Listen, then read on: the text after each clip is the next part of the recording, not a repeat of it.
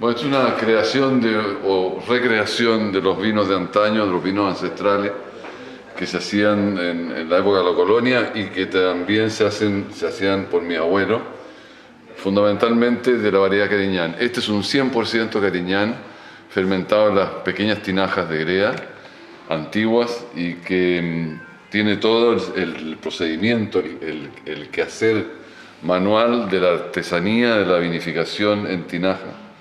Esto es de un tiempo muy largo en contacto con los orujos, con las tinajas en fermentación, y el resultado es un vino de gran estructura, cuerpo, y al mismo tiempo presenta todas las características propias de la tierra del Maule, de esa viña de secano tan antigua, tan sabia, y al mismo tiempo de las tinajas con ese sabor térreo tan propio de la arcilla del Maule.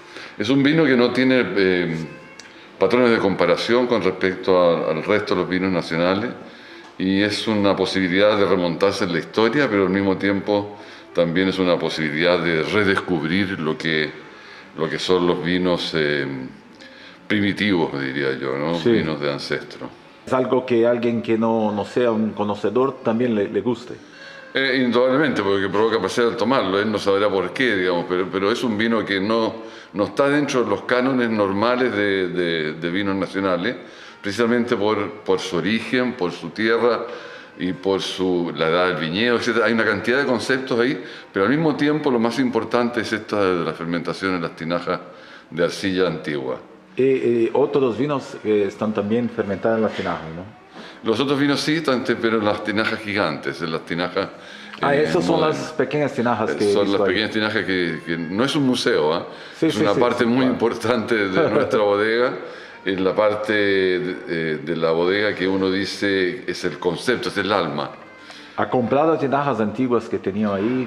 Eran tinajas de la familia de Cauquenes, mi familia es de allá originalmente, por lo tanto trabajábamos en eso hasta que se derrumbó la bodega con un terremoto y ahí estaban en los jardines ahora. La hemos recuperado y esa recuperación ha implicado hacer una suerte de bodega especial para ella. Hay tinajas y hay las grandes que son también del mismo material, ¿no? Son de arcilla, pero una arcilla calcinada que se llama cemento. Pero son de arcilla y la idea es reproducir, recrear la misma tinaja antigua con su forma, su diseño, pero en una dimensión que nosotros llamamos gigante, ¿no? Tiene una capacidad de 12.000 litros cada una en vez de 1.000 o 2.000 litros que hacen las pequeñas. ¿Y todos los otros vinos son hechos allá? Todos los otros vinos son hechos allá. ¿Y después pueden pasar por madera o no? Después pasan por madera, sí, los vinos tintos tienen un envejecimiento bastante largo en madera y para ello tenemos un sistema de alguna parte del vino en barrica normal, tradicional, de 200 hasta 500 litros y otras en los fures grandes de 4.000 litros. La idea es jugar con el mantenimiento del frescor y de la fruta original, primitiva y primaria de la uva, de la viña, y incorporar un poco de evolución a través del envejecimiento en madera, respetando lo que aporta la madera y respetando el origen del vino, digamos. Por lo tanto, es una suerte de balance, de mucha complejidad, pero preservando lo original del vino, digamos, la fruta original del vino. Lo que la tinaja aporta de distinto para esos vinos, lo que busca con ellos. A ver, la tinaja tiene varios conceptos. Lo primero es que la forma esférica de la tinaja provoca una fermentación autógena que limita o disminuye la necesidad de remontar con una bomba. Estas acciones mecánicas que uno debe realizar en los sistemas tradicionales de vinificación provocan una suerte de ruptura, de laceración de la piel de la uva que está fermentando, por lo tanto los vinos salen más toscos en la boca. Al ser una fermentación natural y muy larga, del orden de los 3 a 4 meses de extracción en forma natural y progresiva, mediante una larga maceración, nada más sin acción mecánica, los taninos son mucho más gentiles y al ser más gentiles son más fáciles de beber. Y eso es lo por un lado. Lo segundo, la tinaja, la arcilla que la hace, que la construye, es una arcilla muy porosa con respecto al resto de los estanques. Por lo tanto, al ser porosa hay una microoxigenación permanente, desde la fermentación hasta el periodo de posfermentación, y con ello la polimerización de los taninos, esta formación de cadenas que se van haciendo más dulces, es mucho más rápida que en lo tradicional. Yo diría es lo inverso o lo opuesto a un estanque acero inoxidable, ¿no? Sí. Donde no existe ese intercambio gaseoso. Y entonces ese concepto de la microoxigenación desde el inicio, indudablemente que hace que el vino sea más gentil y más suave. Y por último, la capacidad de inercia térmica que tiene la arcilla nos ha permitido a nosotros desarrollar fermentaciones sin necesidades de equipos de refrigeración y sin necesidades de equipos de calefacción. Sí. Por lo tanto, aparte, digamos, de preservar el edificio y el entorno como una suerte de sustentabilidad energética sin necesidad de consumo energético ni polución del ambiente producto de los gases, es lo que nosotros llamamos una fermentación autógena, natural y en equilibrio con la tierra. Nosotros acá decimos que trabajamos con la temperatura o con la energía de la tierra, porque usamos la energía de la tierra o para entibiar la fermentación o para enfriarla de manera automática y en función del tiempo, porque están hechos de esta arcilla. Esos huevos que han hecho de cemento son un poco para tener un poco que la tinaja da, ¿no? Exactamente, yo creo que es una nueva versión de una tinaja y ciertamente es una versión moderna de la tinaja. Sí. Pero bueno, yo no tengo la misma apreciación de calidad con respecto por la forma, ¿no? Porque una forma esférica es una forma más perfecta para producir movimiento de convección durante la fermentación. Pero la verdad es que es una solución o una posición con respecto a lo que es la fermentación muy similar a lo que es una tinaja. Hay un vino que acá nadie lo hace, que es revelado. Es un vino de velo, ¿no? ¿Un vino? De velo, de envejecimiento oxidativo. Ah, sí. Con una mini proporción o mínima proporción de levaduras de velo sobre el envejecimiento. Es más un envejecimiento oxidativo sin, digamos, con un espacio de aire dentro de la barrica. Y que lo curioso y lo entretenido de la historia es que esto nació como una suerte de accidente después del terremoto del año 2010, donde colapsaron todas las barricas, rodaron por el suelo y quedaron algunas que, si bien estaban tapadas, habían perdido líquido. Y este líquido entonces nos dimos cuenta después porque eran pocas barricas, nos dimos cuenta cuando sacamos unas muestras 6 meses después que el vino estaba en un proceso de oxidación bastante avanzado. Entonces, qué pena, hemos perdido el vino. Entonces dijeron, no hemos perdido el vino, lo guardamos, lo seguimos envejeciendo de una manera oxidativa y llegamos a multiplicarlo después. Este accidente, que eran pocas barricas, lo juntamos con otros vinos hermanos y todos los pusimos en un envejecimiento oxidativo por un espacio de 1 año y medio adicional. Es un vino de la cosecha de 2009, entonces tuvo este envejecimiento oxidativo. Algunas barricas desarrollaron un velo, por eso le llamamos el vino velado. Y que, jugando la palabra es revelado, es una revelación. ¿Y siguen haciendo después? Sí, lo seguimos haciendo después porque fue muy exitoso. Sí. Es un vino que ha marcado mucho el concepto de recreación y de renovación también de los vinos chilenos, de la bodega Re. Por lo tanto, lo hemos seguido haciendo. No tenemos el año 2010, pero sí tenemos en proceso el año 2011, 12 y 13. La primera vez que pasó esto era con un vino del año 2009. Lo curioso es que es un vino que es amarillo, como son estos vinos. Sin embargo, su uva original es una uva tinta, ¿no? Ah, sí. Entonces, la oxidación fue tanto más allá de lo normal que transformó este vino tinto, lo transformó en amarillo.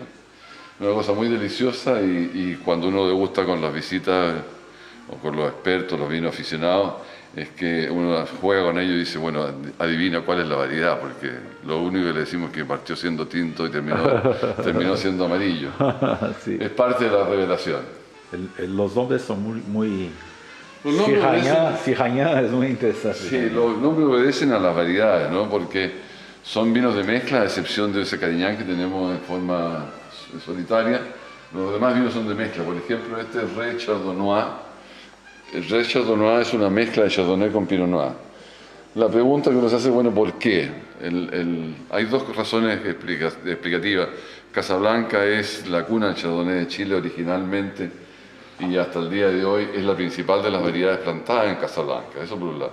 Segundo, acuérdate que habíamos sufrido del Nuevo Mundo una suerte de deformación de lo que es el Chardonnay en su elegancia, en su carácter femenino y al mismo tiempo de una boca tan ligera y tan sutil y elegante. Y habíamos provocado una suerte de masculinización del Chardonnay, haciéndolo muy maduro, haciéndolo dulce, de mucho alcohol, de mucha madera, y había sido una exageración. Y esto provocó que el consumidor empezara a disminuir su preferencia, su consumo, y algunos decían, yo no quiero nada que parezca Chardonnay, Sí.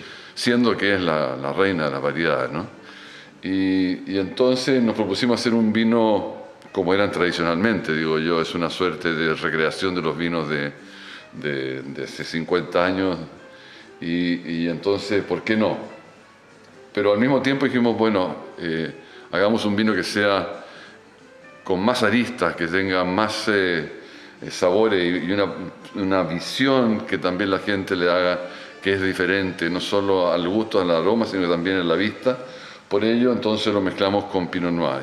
Y decimos la conchetita que estamos recreando, rehaciendo la clásica mezcla del champán, Sí. de Pinot Noir con Chardonnay, y eso es lo que hicimos acá, pero como vino sin burbuja. Entonces, el Chardonnay es una suerte de recreación de Chardonnay con Pinot Noir, como eran las mezclas o como son las mezclas de los vinos de champán. Todo tiene su explicación. Por ejemplo, acá tenemos un vino Syrah Noir. Es un vino Syrah de Costa. Y cuando mi hijo Pablo me dice, hagamos un vino de Syrah de Costa, y nosotros somos productores de Syrah del continente, de climas cálidos, entonces bueno, hagamos uno porque la gente quiere un vino Syrah fresco y ligero, pero lo que sí inmediatamente acordamos es que ese Syrah tenía que ser la máxima expresión de lo que es el clima de costa, el clima fresco, y al mismo tiempo representar perfectamente bien entonces lo que es Casablanca, quizás el lado femenino del Syrah. Y para incrementar ese lado femenino y elegante, nosotros dijimos, bueno, mezclémoslo con Pinot Noir. Sí. Y de ahí viene entonces la palabra Syrah Noir, y ha sido todo un éxito el Syrah Noir, producto que refleja perfectamente bien ese clima de costa, el sabor del mar, esos vinos salinos, al mismo tiempo muy perfumado, muy elegante. Es un vino 100% femenino. Y para hacer un poco lo opuesto del Syrah Noir, teníamos que tener entonces lo que nosotros llamamos el vino macho, el vino de tierra, el vino de continente, el vino de clima caliente, y para eso hicimos un Syrah ñan. Syrah ñan significa que fue mezclado con Cariñán para darle una expresión incluso más masculina de lo que es un Syrah del continente. Es un vino de 15,5 grados de alcohol, a diferencia del otro que es de 13, por lo tanto hay una suerte de fuerza y de cuerpo, de estructura, de músculo, que no tiene el Syrah Noir, sino que este es un vino súper macho. Y entonces jugamos así como la bella y la bestia, Sí, en el sí, fondo, sí. porque el Syrah Noir es un vino perfumado, elegante, femenino, y el Syrah ñan es el hombre, el macho, Es fuerte, sí, fuerte. concentrado, fuerte. Entonces la gente gusta de eso, de tener la posibilidad de la misma variedad con dos orígenes y que resultan realmente diferentes. Y el Cabernet es una recreación del vino que hacía mi abuelo antes que se destruyera su bodega con el terremoto, donde mezclaba el vino Cabernet o la uva Cabernet, pues la tenían mezclada también en la viña, la uva Cabernet con un poco de Cariñán, y con eso jugué con la palabra y pusimos mezclada en la Cabernet. viña tenía. Él la tenía mezclada en la viña, acá están separados. Sí, sí.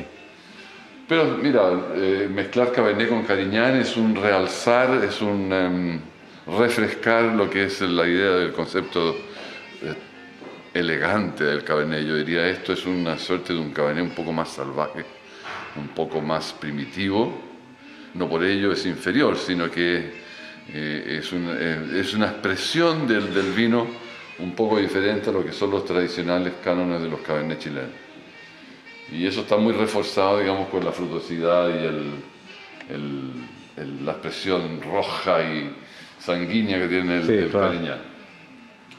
Así que esos son los conceptos de los vinos. Este Muy vino bien. también es muy solicitado. Se llama Pinotel, también es una mezcla de Pinot Noir con Moscatel. Jugar, porque yo creo que eso es lo que le interesa a la gente, siempre respetando ciertos cánones de calidad, pero al mismo tiempo teniendo la posibilidad de ofrecer un vino que sea más atractivo para el consumidor. El Pinotel es Pinot Noir mezclado con Moscatel rosado, pero nadie podría imaginar una mezcla como esa. Sí. Porque normalmente los moscateles se usan o para vinos dulces, o para hacer licores, o sencillamente como uva mesa, es una uva deliciosa. Pero acá lo hemos mezclado con Pinot Noir de Casablanca, donde tiene toda una expresión floral femenina, y le hemos puesto esta Moscatel donde tiene una expresión un poco más importante en términos de estructura, pero también huele a flores blancas de una manera muy importante. Muy Entonces es una mezcla de aromas. Por ejemplo, el Pinot es muy perfumado a rosa y el Moscatel a flores blancas, como el jazmín, como el azahar de las naranjas. Entonces es muy curioso, pero al mismo tiempo muy sabroso, es una cosa muy rica. Bueno, y nos han regalado como el mejor rosado de Chile este año, entonces estamos muy contentos por eso. Pero entonces el tema de acá es jugar con el respeto, diría yo, de lo que es la historia del vino de Chile, y con respeto a la calidad de la fruta, y con respeto también al consumidor. Hay toda una suerte de conceptos de atrás que terminan con estas mezclas, pero indudablemente para llegar a eso han pasado muchos años no solo de trabajo, sino que también de estudio y de investigación, todo. Ha sido muy largo, sí.